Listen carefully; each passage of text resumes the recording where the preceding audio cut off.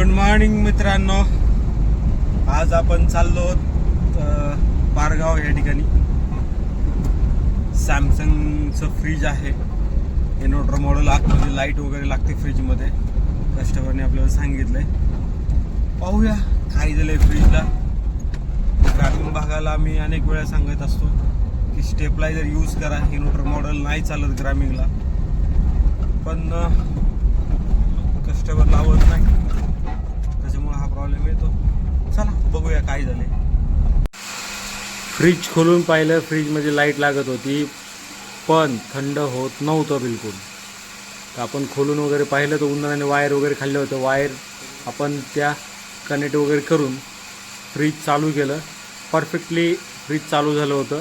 कस्टमरला सांगितले उंदरांनी कार्यक्रम केलेला आहे, वायरी खाल्लेल्या आहेत, त्याच्यामुळं काळजी घ्या.